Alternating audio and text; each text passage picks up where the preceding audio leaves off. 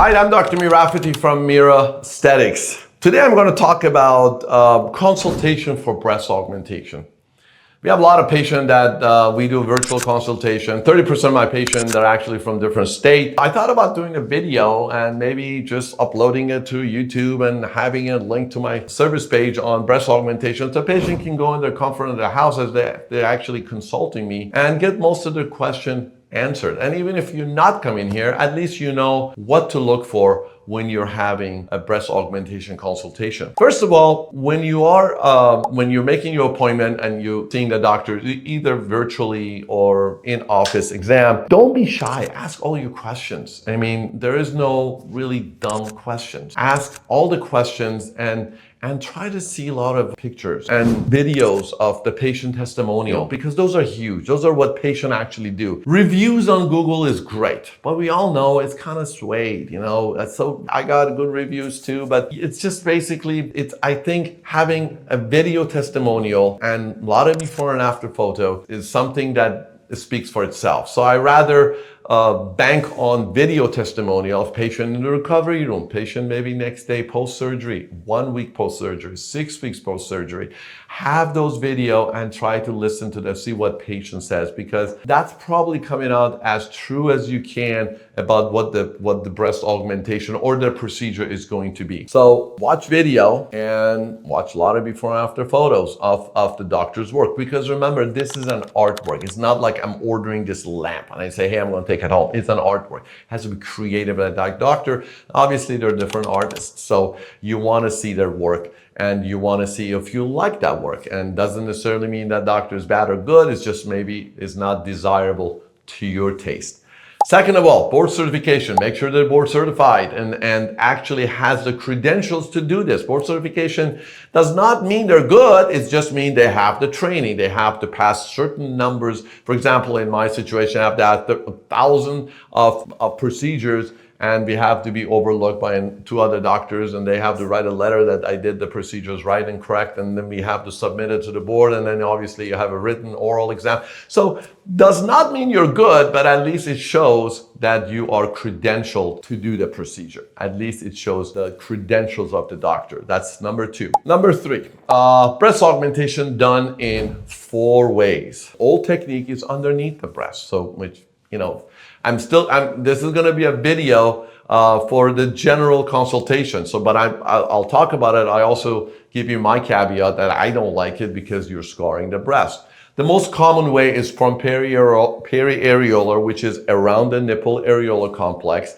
That actually is okay, but in my opinion, it's really too much. I mean, people don't take appendix out right now and open you up. They do it with the scope. There are more advanced ways to do this, such as axillary or umbilical. Both of those routes are better technique in my opinion, but those are the 4 ways that breast augmentation is done. Where do you place the implant? Over the muscle, under the muscle? My practice is, when we all started, we all went under the muscle. Under the muscle is the best. Everything's under the muscle. Really, as I've done this over 30 years, 8,000 augmentation, I found out under the muscle is not always the best answer. So you got to really examine the breast. Is there glandular? Is it very fatty muscles? Is it fatty breast tissue? How strong is the muscle? How short or long is the muscle I'm putting an implant? If the muscle is really short, I'm putting a 500cc implant, that's not going to be under that muscle.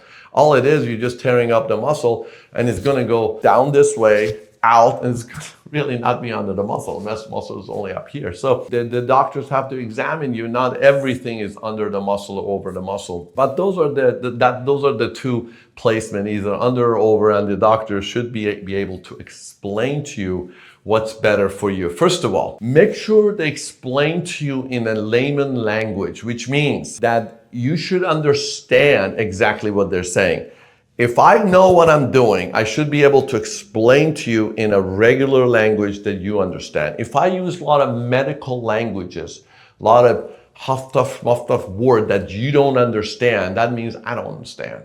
So tell them to explain to you in a regular language that you can understand why over the muscle is better for them or why under the muscle is better for them. And not everything should be under, not everything should be over. It's patient dependent, and they should examine you and determine where would be the best placement of your implant. Implant size. There are a variety of ways of doing this. We used to have this little virtual thing where you take a picture of you, and then basically we decide to put this implant and it shows virtually this is what you look like now, this is what you look like with 400 cc. I think it's really dishonest. It shows too good and it's really not going to be that. So I stopped doing that, and we used to use rice and water disbursement, and that's probably another video we can get into. The best way that I use it in my plant, in my clinic, we literally have implants.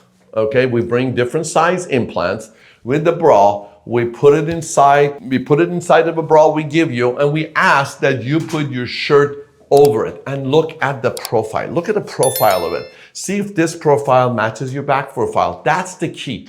The key is, what does it look on you? Not what it looks like 400 cc on my picture, because that doesn't depict what it looks good on you. So the way that we do it in our clinic, when you're ready to do a surgery, we do what's called a pre-op, which means we go over all the consent, instruction, do's and don'ts, but we also go over implant sizing. So if I feel like we measure the chest, first of all, to see what diameter size implant we can actually put, what diameter we can put inside of someone's chest. And I will do another video on actually sizing of the implant, and I'll show you the chart that I use. But bottom line, you measure it and say, okay, it's about 12 centimeter of diameter across from here, from the mid sternum to the mid axillary right here. And so these are the sizes I can do. Obviously, there's moderate profile, hot profile, boost, extra boost, whatever. So that depends again on patient selection, which your doctors have to explain to you why he feels this implant is better than that implant.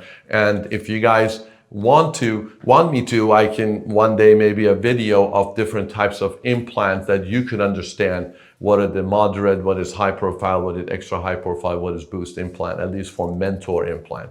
So once we measure it, then we'll bring those implants. Let's say we want to put 375. So we bring 325, 350, 375, 400, and I'll tell the patient, put 350 on one side, 375 on the other side, put your shirt over it and look at the profile. Do you like this profile or do you like this profile? And then after that, take the 350 out and put 400. Now you got 375 on this side, 400 on this side, and you choose the profile of both sides. Now, the caveat to this is, and often that I get this question, well, I can't make up my mind between 350 and 375.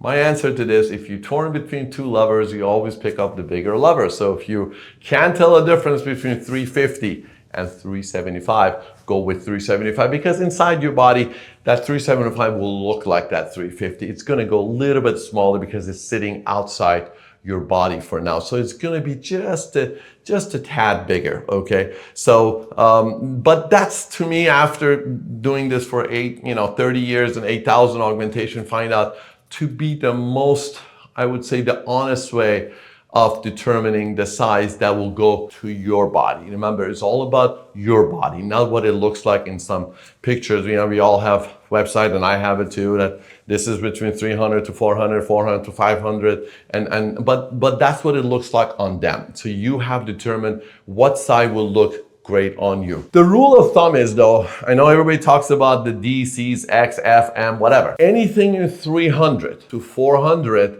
you're in the C range. You're starting with a low C to a full C when you go from 300 to 400. Anything in 400, from 400 to 500, you're in the D range. You're starting with the D range and you're going to a full D or double D range. Anything above 500, you're in a double D range. That's a general rule of thumb, but that does not mean you should say, oh, I don't want to put double D. Don't knock it until you try it. Put it in, try it out, see what it looks like, and then make your decision. So we covered an awful lot for this consultation, but those are the things you should look for when you're doing breast augmentation